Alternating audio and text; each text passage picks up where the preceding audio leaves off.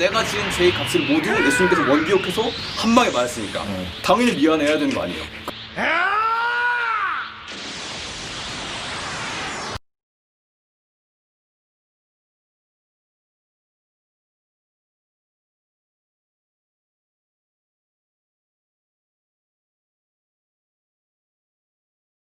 안녕하세요. 여러분이 댓글과 좋아요 그리고 댓글 토론으로 함께하는 참여형 컨텐츠 랜선교회 신학 위키입니다. 양도사님, 갈도사님입니다. 안녕하세요. 비신자하고 신자하고 모여서 이 얘기하다 보면은 우리는 죄인이다 라는 명제를 한쪽은 완강히 거부하고 네. 또 한쪽은 결코 포기하지 않는 모습을 맞아요, 볼 수 맞아요. 있습니다. 이거 언어의 교통정리가 좀 필요할 것 같아요. 기독교적 의미의 죄란 네. 뭔가요? 일단 원어적으로 봤을 때 구약에서는 하타라고 하고 비슷한 의미로 이제 신약에서는 하마르티아라는 말을 쓰는데 여러 가지 표현이 있지만 이 두 가지가 가장 대표적인 것 같아요. 이게 어떤 의미냐? 관역을 맞추지 못하다 이런 느낌으로 이해하시면 돼요. 그러니까 이제 뭐 하나님께서 원하시는 거를 정확히 맞추지 못하면 죄다 이런 식으로 이해를 하는 거죠. 근데 우리가 흔히 생각하는 죄는 뭐냐면 누군가를 죽이거나 이렇게 좀 폭력적이거나 피해를 주거나 이런 것들을 죄라고 하잖아요. 물론 이런 것도 기독교적으로 죄라고 할 수 있어요. 이런 것들을 이제 자범죄라고 부르긴 하는데 저희는 그거보다 좀 더 깊은 영역을 다뤄요. 예를 들면 뭐 죄의 경향성, 인간이 가지고 있는 죄에 대한 본성이나 아니면 원죄 같은 거. 원죄에 대해서도 얘기를 좀 나눠야 될 것 같은데 원죄에 대한 논쟁이 있잖아요. 그렇죠. 원죄가 뭐 유전이냐 아니면 그죠. 경향성을 가지고 있는 게 원죄냐 이런 것들이 있죠. 그래서 우리가 창세기 3장에서 이제 아담을 다룰 때 아담이 이제 하나님한테 불순종함으로 그 불순종의 그 마음이 그 밑으로 유전이 되느냐 맞아요. 그런 아담의 그런 불순종이 모든 인간을 대표하는 것이냐 약간 이런 논쟁이 있기는 하죠. 이 어거스틴 쪽에서 이제 약간 유전적인 개념의 질병이 유전되는 것 같은 개념의 원죄를 얘기를 했는데 요게 요즘에 이제 인간이 뭐 창조된 거냐 진화된 거냐 하면서 이런 논쟁 때문에 또 같이 흔들리고 있는데 여기에 대해서 어떻게 우리가 접근을 할 수 있을까요? 저 같은 경우는 기본적으로 아담의 이야기가 그 대표성을 띈다. 모든 인간을 대표하는 사람이다 라고 볼 수 있을 것 같아요. 아담은 없었다? 아니요.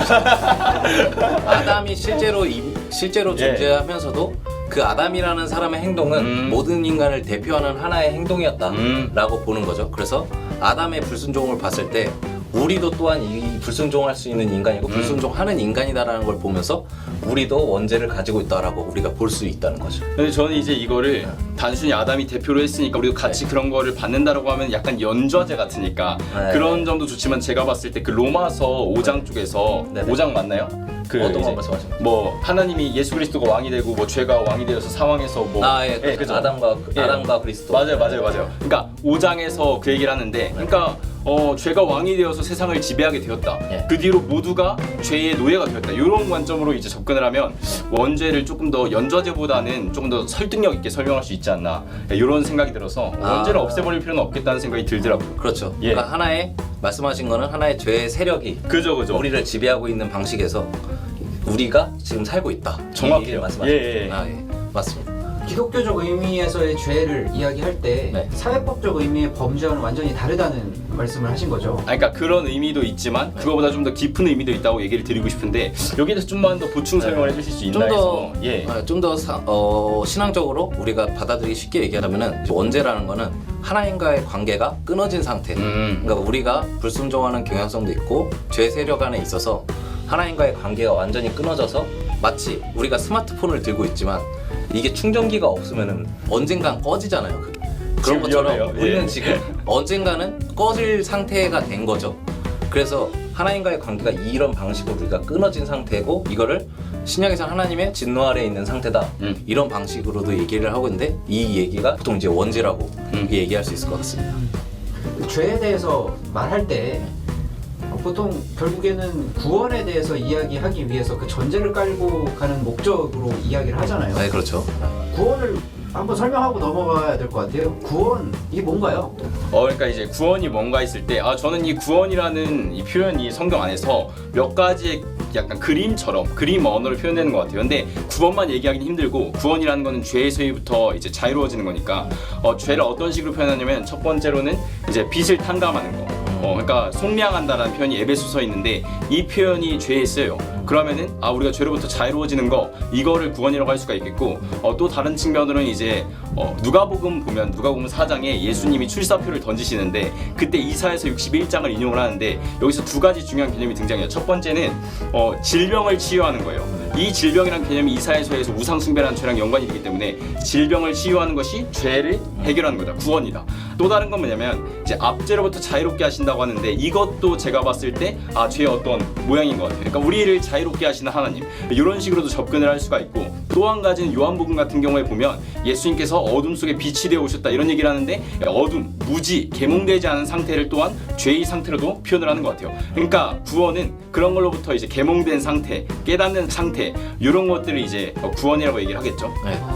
추가적으로 좀 더 설명을 하면은 저희가 이제 아까 말했듯이 저희가 하나님과의 관계가 깨져 있는 상태라고 이렇게 얘기를 했는데 예를 들어서 아담이 불순종함으로 우리가 뭐가 깨졌냐면은 그 아담이 하와랑 얘기를 할 때 서로가 서로 잘못이라고 이렇게 얘기하는 방식 그런 식으로 얘기하면서 이미 불순종함으로 관계가 다 깨져버렸어요. 그리고 나서 가인과 아벨도 이제 형제가 형제를 죽이는 사건이 발생하면서 그러니까 하나님과의 관계가 깨졌을 때 실제로 우리의 삶에서도 관계가 깨어지는 현상이 벌어지는데 1차적으로 우리가 죄 아래에 있다라고 할 때는 하나님과의 관계가 깨졌다고 얘기할 수 있지만 실제로 그 하나님과의 관계가 깨진 거는 인간과의 관계, 자연과의 관계에서도 깨짐을 나타낸다. 그래서 자연이랑도 사이가 안 좋아졌다. 그렇죠. 네. 그래서 폭우가 내리는 건가요? 모든 피조물은 신음을 가고 있다. 로마서 8장에서. 네, 맞아요. 예. 네, 그런 것처럼 구원이라는 거는 우리가 단순히 하나님과의 관계 회복을 넘어서서 그거를 1차적으로 받고 실제로 우리의 삶 속에서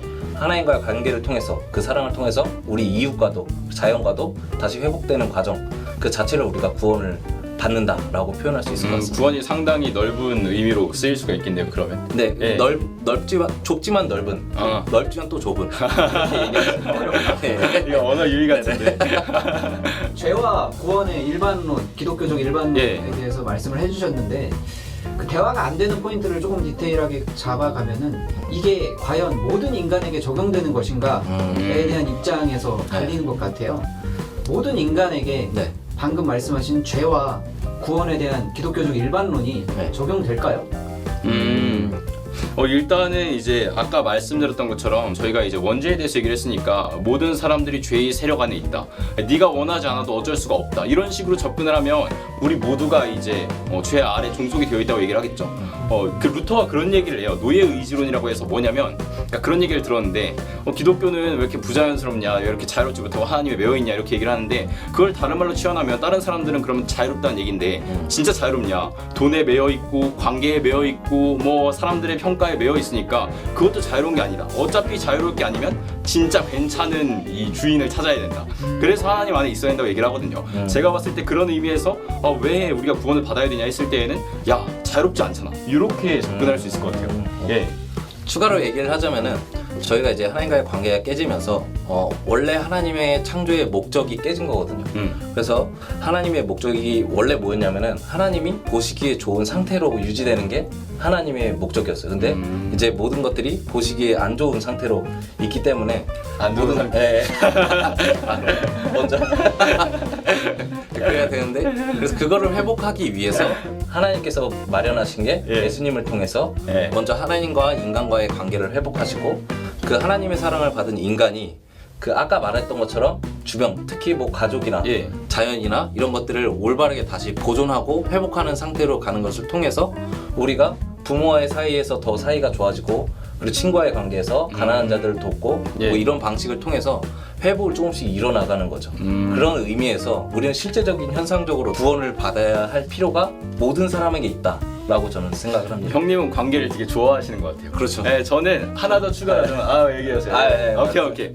아니 이거는 이제 폴 워셔라고 하는 설교자가 되게 강조한 내용이긴 한데 이것도 되게 의미 있게 다가와서 하나만 더 추가를 할게요. 어떤 거냐면 이 워셔 씨가 뭔 얘기를 하냐면 예수 그리스도께서 십자가 위에서 당하신 것은 단순한 고통이 아니다. 뭐 손 아프고 이건 제사들 다 했다. 근데 왜 예수님께서 두려워하셨냐? 그게 하나님의 심판과 진노를 십자가 위에서 온몸으로 감당했기 때문이다. 뭐 이런 식으로 주장을 해요. 이거를 바꿔 얘기하면 내가 지은 죄의 값을 모두 예수님께서 원기옥해서 한 방에 맞았으니까 당연히 미안해야 되는 거 아니에요. 그러니까 관계가 있는 거죠. 예. 죄와 구원에 대한 이야기를 나눠봤습니다. 랜선 교인 여러분께도 여쭤보고 싶네요. 우리는 구원이 필요한 존재일까요?